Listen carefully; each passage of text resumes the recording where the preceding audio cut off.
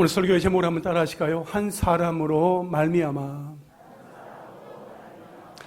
오늘은 장애인 주일입니다. 1년 52주 가운데 특별히 오늘 이 한 날을 장애인 주일로 정하여서 우리 사랑부 형제 자매들과 함께 또 예배할 수 있어서 감사합니다. 장애인들과 비장애인들이 함께 예배하는 가운데 하나님의 임재를 깊이 경험하며 하나님의 은혜와 사랑 또 구원의 기쁨과 감격을 누리는 우리 교회가 되게 하여 주시는 줄 믿습니다. 예수님이 공생의 사역을 시작하시면서 제일 먼저 펼쳐서 읽으신 성경이 이사야 61장 이하의 말씀인데 예수님은 누가복음 4장 18절과 19절에서 이렇게 인용을 하십니다. 주의 성령이 내게 임하셨으니 이는 가난한 자에게 복음을 전하게 하시려고 내게 기름을 부으시고 나를 보내사 포로된 자에게 자유를 눈먼 자에게 다시 보게 함을 전파하며 눌린 자를 자유롭게 하고 주의 은혜의 해를 전파하게 하려 하심이라 하였더라. 아멘. 그리고 이사야 61장 3절 말씀에 보면 중반절에 그들이 의의 나무 곧 여호와께서 심으신 그 영광을 나타낼 자라 일컬음을 받게 하려 하심이라 말씀하고 있습니다. 여러분, 교회는 그리스도 예수의 공동체이며 언약 공동체입니다. 교회에 하나님이 심으신 의의 나무가 있습니다. 바로 장애인들입니다. 가난한 자들과 마음이 상한 자들과 슬픈 자들입니다. 이들이 없다면 교회는 하나님의 영광을 나타내는 일에 어려움이 있을 것입니다. 교회의 존재 목적은 영혼 구원입니다. 이를 위해 예수 그리스도의 증인이 되는 것입니다. 많은 사람들에게 복음을 전하는 것이 증인의 역할이며 또한 하나님이 교회에 심으신 장애인, 마음이 상한 자, 슬픈 자 등을 돌아보고 그들과 함께 신앙생활을 함으로써 하나님의 영광을 나타내는 것도 증인의 역할입니다. 예수님이 하신 사역을 교회가 뒤따라가야 예수 공동체라 할 수 있을 것입니다. 우리는 예수님처럼 눈먼 자의 눈을 뜨게 할 수는 없지만 그들의 눈이 되어줄 수 있습니다. 손발이 자유롭지 못한 이들의 손발을 고칠 수는 없지만 그들의 손과 발이 되어줄 수 있습니다. 몸과 마음이 약한 자들을 곧바로 낫게 하지는 못하지만 그들의 힘과 위로가 되어줄 수 있습니다. 하나님은 약한 자들을 강하게 하시고 그들을 통하여 하나님의 마음을 알게 하십니다. Potential Handicapped, 잠재적인 장애인이라는 표현이 있습니다. 우리는 이 땅에 살아가는 날 동안에 모두 건강하게 살아가기를 원하지만 때로는 뜻하지 않은 일로 인하여 장애를 갖게 되기도 합니다. 우리의 몸뿐만 아니라 마음과 정신적으로도 장애를 호소하는 분들이 있다 보니 우리는 모두 잠재적인 장애인이다라고 말할 수 있을 것입니다. 따라서 우리가 지금 건강하다고 해서 건강을 과신하거나 자만할 것 없습니다.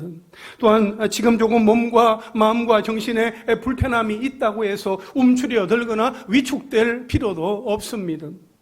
서로 돕고 도우며 나누고 섬길 때에 우리를 통하여서 하나님의 나라는 더욱더 확장되며 온전하게 이루어지게 될 것입니다. 여러분, 우리 교회에 사랑부가 있다는 것은 하나님이 주신 은혜요 축복입니다. 우리 사랑부가 2007년도에 두 가정으로 시작하여서 어느덧 18년이라는 세월이 지나오는 동안에 지금은 30가정 78명의 형제와 자매들이 하나님을 바라보며 신앙생활을 하고 있습니다. 오늘 이 자리에 함께 앉아서 예배를 드리고 있습니다. 현재 사랑부에는 성인, 장애인 케어가 가능한 5 내지 6명의 교사가 필요합니다. 여러분 가운데서 성인, 장애인 케어에 관심이 있으신 분들, 아니 마음에 감동이 있으신 분들은 기도하는 가운데 자원하여서 함께 해주시면 감사하겠습니다. 사랑부를 섬기는 이들에게 참 많은 힘과 격려가 될 것입니다. 사랑부 사역을 위해서 기도하며 수고해 주신 우리 조태경 장로님과 교사들, 자녀들과 우리 부모님들을 축복합니다. 교회가 사랑부 여러분의 애환을, 삶의 애환을 다 알 수 없고 24시간 함께 하지는 못하지만 조금이라도 더 이해하고 배려하며 예배하고 돌아보도록 노력하겠습니다. 아무쪼록 우리 하나님께서 사랑부 여러분과 가족들의 마음에 참된 위로와 평안 그리고 기쁨과 하늘 소망을 도와여 주시기를 간절히 바랍니다. 우리 하나님은 건강한 자와 병든 자, 강한 자와 약한 자, 자유한 자와 억눌린 자 모두를 사랑하십니다. 하나님은 장애인과 비장애인 우리 모두를 아끼시고 돌보아 주십니다. 하나님은 사랑의 울타리 안에 있는 우리를 위해서 독생자 예수 그리스도를 보내어 주셨습니다. 그 이유는 죄에서 우리를 구원해 주시기 위해서입니다. 과거에 우리는 모두 죄와 허물로 죽었던 사람들입니다. 근데 죄는 어떻게 우리 가운데 들어오게 되었습니까? 지난주에 함께 살펴보았던 것처럼 아담의 타락 때문입니다. 아담 그 한 사람으로 말미암아 우리 가운데 일어난 일입니다. 첫째로 생각해 보기를 원하는 것은 한 사람으로 말미암아 들어온 죄입니다. 오늘 보면 로마서 5장 12절 상반절에 보면 그러므로 한 사람으로 말미암아 죄가 세상에 들어오고 라고 말씀하고 있습니다. 여기에 한 사람은 아담입니다. 아담 한 사람으로 말미암아 죄가 세상에 들어왔습니다. 어떻게 해서 모든 사람이 아담 안에서 죄인이 되었습니까? 이것은 대표와 원연합의 원리 때문입니다. 대표와 원연합의 원리란 한 인격체가 공동체 전체를 대표하여 계약을 체결했을 때 그의 계약으로 인한 법적인 결과가 그와 연합된 공동체 전체에게 미치는 원리를 말합니다. 그래서 아담 안에서 모든 사람이 죄인이 되었다 하는 것입니다. 아담이 모든 사람의 대표가 될 수 있었던 것은 그가 하나님께서 창조하신 최초의 사람으로서 모든 인류의 조상이었기 때문입니다. 하나님은 아담의 후손들이 태어나기 이전에 자신의 형상대로 창조하신 최초의 사람 아담을 모든 인류의 대표로 하여서 언약을 체결하신 것입니다. 국가와 국가 사이에 조약을 체결할 때에도 양국의 대표가 내린 결정은 양국 국민 모두에게 그대로 영향을 끼치게 됩니다. 마찬가지로 아담은 인류의 대표로서 하나님과 맺은 언약을 범하였기 때문에 그를 대표로 하는 온 인류도 죄 아래에 있게 된 것입니다. 로마서 5장 19절에도 보면 한 사람이 순종하지 아니함으로 많은 사람이 죄인 된 것 같이 한 사람이 순종하지 아니함으로 모든 사람, 많은 사람이 죄인 되었다라고 말씀을 하고 있습니다. 만일 어떤 사람이 아담을 온 인류의 대표로 세웠다거나 아담 스스로가 대표로 자원했다면 아담의 범죄가 온 인류에게 그 어떤 영향도 미칠 수 없었을 것입니다. 하지만 아담은 온 인류 중에 가장 먼저 창조되었고 하나님은 바로 그러한 아담을 인류의 대표자로 세우시고 선악과 언약을 맺으셨습니다. 하나님과 아담 사이에 체결하신 언약은 선악을 알게 하는 나무의 열매는 먹지 말라 하신 행위 언약입니다. 이 행위 언약은 언약의 당사자이신 하나님과 언약의 제2 당사자인 아담이 앞으로 태어날 모든 후손을 대표해서 맺은 것입니다. 언약을 그대로 이행할 경우에는 영생과 영복을 받게 될 것이지만 불이행할 경우에는 사망과 형벌 아래 놓이게 되는 것이었습니다. 결과적으로 인류의 대표인 아담이 불순종한 것은 아담 한 개인의 범죄를 넘어서 인류 전체를 죄에 빠뜨린 결과를 낳게 했습니다. 그것을 원죄라고 합니다. 모든 사람은 태어날 때부터 하나님과 원수된 상태로 죄를 가지고 태어나게 됩니다. 그래서 이 세상 사람들 중에 죄가 없는 사람은 단 한 사람도 없습니다. 이처럼 아담이 지은 죄로 말미암아 모든 사람이 갖고 태어나는 죄가 원죄예요.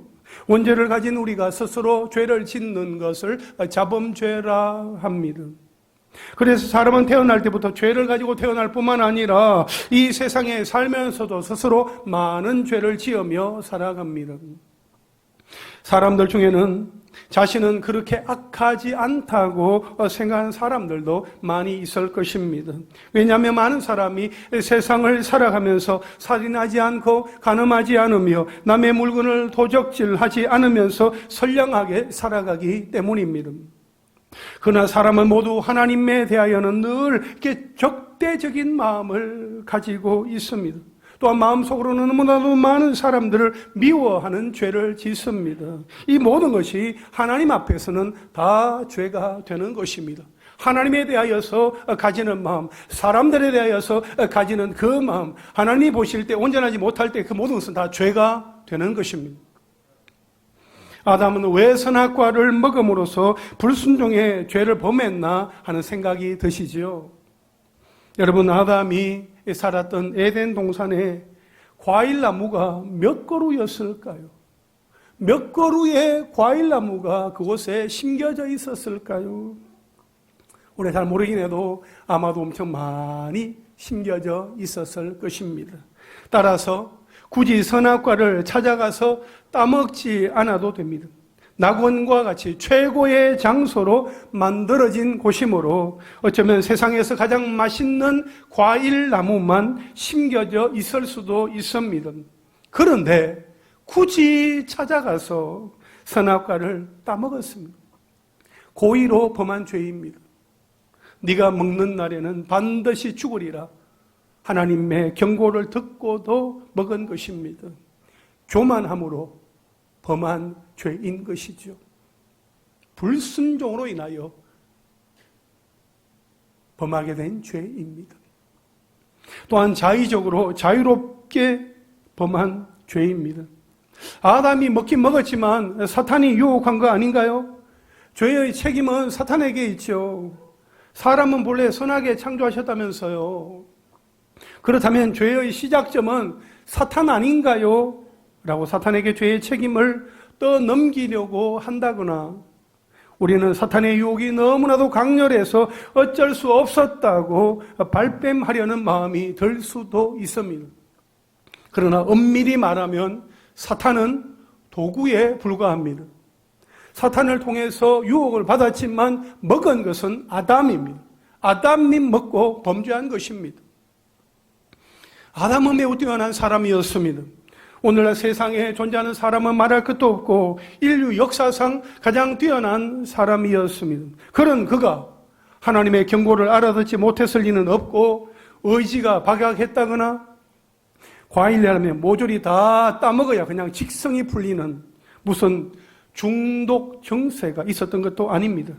그저 하나님의 말씀보다 자기 생각을 더 중요하게 여긴 교만이 그 속에 담겨져 있었던 것입니다. 하나님처럼 되고자 하는 그 마음이 그 속에 있었던 거지요. 그러니까 우리 인간이 선악과를 따먹었다는 것은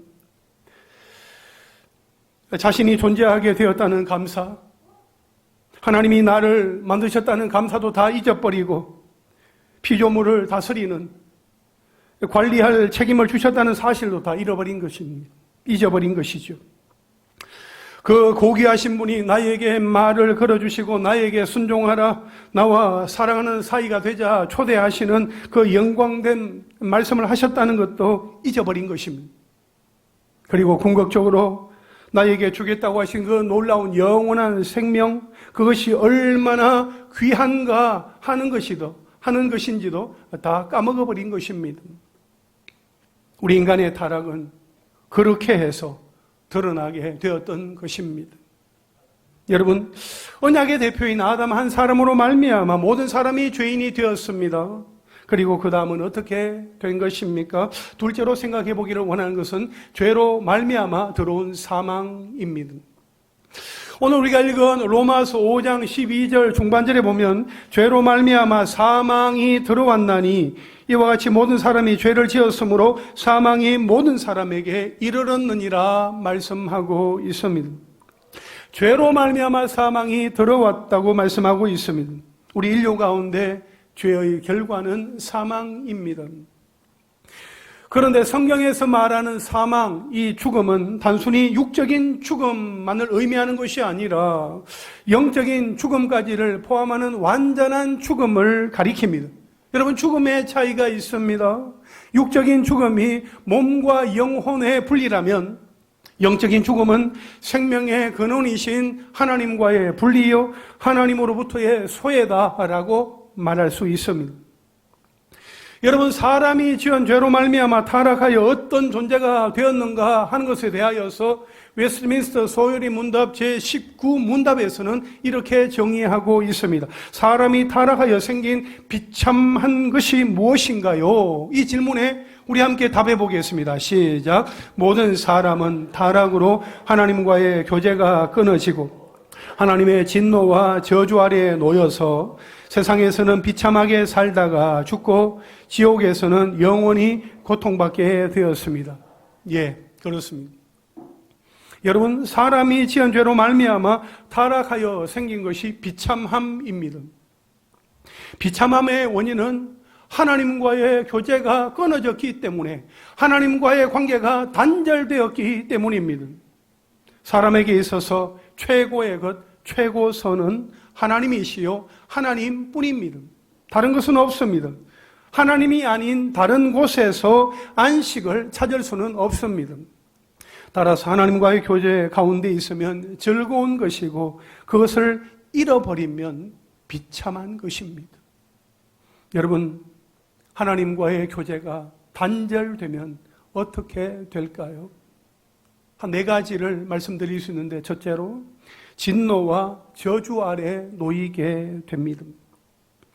하나님이 진노의 표정으로 바라보시고 저주하시는 것을 고스란히 당하는 것만큼 비참한 것은 없을 것입니다. 둘째로 세상에서 사는 동안 비참하게 살아갑니다. 누구나 그렇습니다.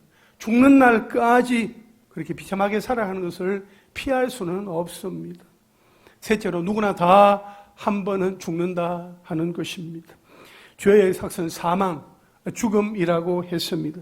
죽음은 아담의 타락으로 말미암아 우리에게 주어진 비참함의 한 형태입니다. 그리고 넷째는 영원한 지옥의 고통을 받게 되는 것입니다. 하나님과의 교제가 영원히 단절된다 하는 것입니다. 천국이 영원한 것처럼 지옥도 영원한 것입니다. 그러나 여러분, 이것을 모르는 사람들은 비참한 상태에 처한 줄도 모르고 살아갑니다. 그저 착하게 살면 되는 줄 아는 것이죠. 그래서 이렇게 말합니다. 우리도 착해요. 종교도 하나님도 결국은 착하게 살아서 복 받으려고 믿는 것 아닌가요? 오히려 교회 다니는 사람들이 더 나쁜 짓을 많이 하더군요. 예수 믿고 나서 하던 일이 더 안 되고 비참해진 경우가 많다던데요. 이렇게 하나님을 알지 못하는 사람들이 말하는 것처럼 그럴 수도 있습니다. 하지만 이것은 모두 드러난 현상에 불과합니다. 현상만 보는 것입니다. 그저 눈앞에 보이는 것만 보고 말하는 것에 불과합니다. 그러나 성경은 눈에 보이지 않는 본질을 말하고 있습니다. 그가 이 땅에서 많은 것을 누리며 산다고 해도 하나님과의 교제가 단절된 삶은 비참하다는 것입니다. 반대의 경우도 마찬가지입니다. 교회에 다니면서부터 사업이 잘 됩니다. 인생이 확 펴졌어요. 부쩍 건강해졌어요. 가족이 더 화목해졌어요. 또 마음도 안정이 되었고요. 이러한 사례들을 소개하면서 교회에 나오라 그렇게 말하는 경우들도 있습니다. 그러나 마찬가지로 이것도 본질이 아닙니다. 드러난 현상만 보고 하나님과의 교제가 잘 이루어지고 있다, 그 여부를 말할 수 있는 것이 아닙니다. 본질을 볼 수 있어야 합니다. 지금 이 순간에도 계속되는 하나님의 경고, 하나님의 진노, 하나님의 계획, 하나님의 뜻을 볼 수 있어야 합니다. 멀쩡하게 살고 있다 생각하며 주말에는 여행 가고 취미 생활도 하면서 나름대로의 행복을 누립니다. 그러나 진정한 행복이 어디에 있습니까? 여가 시간을 활용하고 정말 가족끼리 좋은 곳으로 이렇게 여행을 다니면서 그렇게 시간을 보낼 수도 있습니다만은 그 순간의 기쁨과 즐거움 잠깐뿐이요 영원하지 않습니다. 한번 여행을 다녀오고 나서 정말 다음에 여행을 가지도 않아도 되겠다는 그런 마음을 가지게 됩니까? 한번 다녀온다고 해서 만족이 되지 않는 것입니다. 거기에는 진정한 행복이 없는 것입니다. 진정한 행복은 어디에 있습니까? 우리 하나님께 있다 하는 것입니다. 예수 그리스도를 믿음으로 말미암아 주어지는 그 속에 진정한 복이 있습니다. 그것을 깨닫고 하나님께로 돌이켜야 합니다. 여러분, 우리는 예수 그리스도를 믿는 그 순간부터 더 이상 죄의 종노릇 하지 아니하고 하나님의 자녀로 살아갑니다. 예수님을 나의 구주와 주님으로 모시고 살아가는 그때부터 우리는 천국을 이 땅에서 누리며 살아가게 되는 것입니다. 그게 행복입니다. 그게 축복입니다. 그게 그 누구도 빼앗아 갈 수 없는 기쁨이요 평안입니다. 여러분, 아담의 죄로 말미암아 사망, 죽음이 우리 가운데 들어왔습니다. 그렇다면 나의 죄에 대하여서 우리는 어떠한 태도를 가져야 할까요? 마지막 셋째로 한번 따라 하실까요? 나의 죄보다 크신 하나님의 은혜. 그냥 큰 것이 아니죠. 나의 죄보다 더 크신 하나님의 은혜입니다. 여러분, 모든 사람이 죄의 상태에 놓여 있습니다. 로마서 3장 10절부터 12절에는 이렇게 말씀을 하고 있습니다. 기록된 바 의인은 없나니 하나도 없으며 깨닫는 자도 없고 하나님을 찾는 자도 없고 다 치우쳐 함께 무익하게 되고 선을 행하는 자는 없나니 하나도 없도다, 이렇게 말씀을 하고 있습니다. 모든 사람의 상태가 어떠한지에 대해서 성경이 우리에게 분명하게 말씀을 하고 있어요. 의인은 없나니 하나도 없다. 깨닫는 자도 없고 하나님을 찾는 자도 없다. 다 한쪽으로 치우쳐서 무익하게 되고 선을 행하는 자는 없나니 하나도 없다 라고 말씀을 하고 있습니다. 우리는 전적으로 타락에서 죄와 허물로 죽은 자들입니다. 그래서 우리에게는 하나님의 은혜가 필요합니다. 나의 죄보다 더 크신 하나님의 은혜가 필요합니다. 하나님은 죄 가운데 있는 자들을 고통 속으로 집어넣기를 즐겨하시는 분이 아니십니다. 아담과 하와가 불순종의 죄를 범한 이후에 에덴 동산에서 쫓겨나게 되었을 때에 하나님은 그들에게 가죽옷을 지어서 입혀주셨습니다. 이것은 죄인을 향하여서도 베푸시는 하나님의 사랑과 배려입니다. 하나님은 죄인인 우리에게 우리의 죄보다 더 크신 하나님의 은혜를 베풀어 주시는 분이십니다. 여러분, 죄와 허물로 죽은 우리에게는 우리 스스로를 살릴 수 있는 방법이 없습니다. 우리 편에서, 우리 쪽에서 하나님께로 나아갈 수 있는 그 방법은 이미 상실되어졌습니다. 그래서 로마서 3장 23절에 이렇게 말씀하지요. 모든 사람이 죄를 범하였음에 하나님의 영광에 이르지 못하더니 라고 말입니다. 죄인은 하나님께로 나아가지 못합니다. 하나님의 영광을 누리지도 못합니다. 그래서 하나님이 사람의 몸을 입고 우리 가운데 오신 것입니다. 그분이 바로 예수 그리스도이십니다. 예수님이 우리 가운데 오신 것은 하나님의 놀라운 은혜입니다. 예수님이 우리의 죄, 나의 죄를 대신 지고 십자가 위에서 피 흘려 죽으셨기에 그 대속의 은혜, 그 대속의 공로로 말미암아 우리는 하나님께로 나아갈 수 있게 된 것입니다. 그렇다면 우리는 어떻게 해야 할까요? 회개해야 합니다.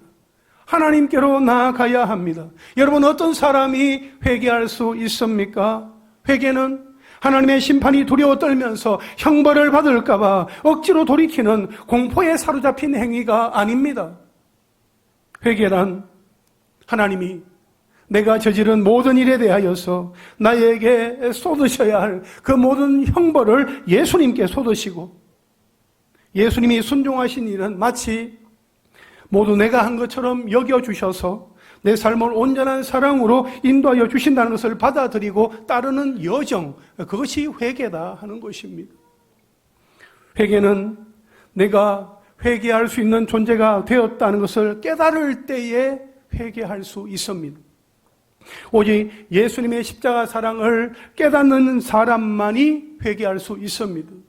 예수님의 십자가 보혈의 공로를 아는 사람만이 회개할 수 있습니다. 여러분 꼭 기억하십시오. 예수님의 십자가의 그 피로 대속해 주신다는 그 약속을 믿는 사람, 내 죄보다 더 크신 하나님의 은혜를 아는 사람, 그 사랑을 깨닫는 사람이 회개하게 됩니다. 우리가 회개해서 용서받은 것이 아니라 용서해 주셨기 때문에 회개할 수 있습니다. 우리의 회개보다 하나님의 용서가 먼저였습니다. 그게 복음입니다. 그게 은혜입니다. 그 은혜가 우리 가운데 이미 주어졌습니다. 할렐루야! 그 은혜를 기억하고 감사하며 살아가는 우리 모두가 될 수 있기를 주님의 이름으로 축원합니다. 이제 말씀을 정리하겠습니다.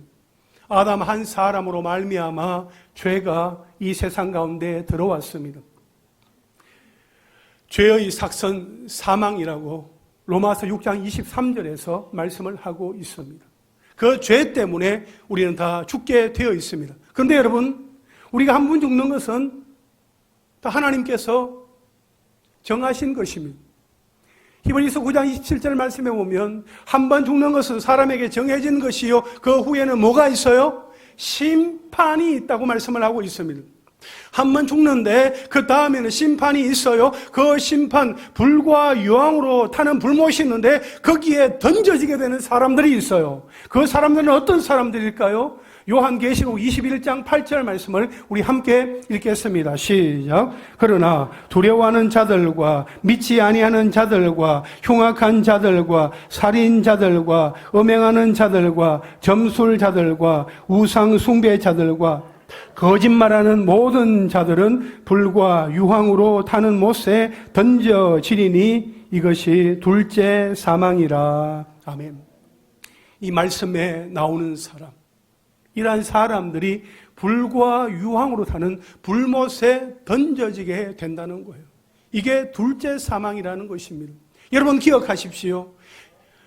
예수 안 믿는 사람들은 한 번 죽고 또 한 번 더 죽습니다. 예수님을 알지 못하고 예수님을 믿지 않는 사람들은 한 번 죽게 되고 또 둘째 사망에 들어가게 되었습니다. 그러나 예수 믿는 우리들은 한 번 죽지만 영원히 살게 된다는 이 비밀을 여러분 마음 가운데 잘 기억하시기를 바랍니다. 여러분, 둘째 사망이 분명히 있는데 그 둘째 사망에 해가 미치지 않는 사람들이 있어요. 요한계시록 2장 11절 말씀 우리 함께 읽겠습니다. 시작. 귀 있는 자는 성령이 교회들에게 하시는 말씀을 들을지어다. 이기는 자는 둘째 사망의 해를 받지 아니하리라. 아멘. 이기는 자입니다. 둘째 사망의 해를 받지 않는 사람들은 이기는 자라고 했습니다. 예수님의 말씀을 믿고 따르는 자들입니다. 예수님의 말씀을 믿고, 예수님을 믿고 따르는 자, 그들은 둘째 사망의 해를 받지 않게 된다고 말씀을 하고 있습니다. 바라옵기는 나의 죄 문제 앞에서 두려워하거나 낙심하지 아니하고 나의 죄보다 더 크신 하나님의 은혜와 사랑을 기억하고 회개하며 하나님께로 더 가까이 나아가고 예수님을 믿고 따르는 저와 여러분, 우리 모두가 될 수 있기를 주님의 이름으로 축원합니다.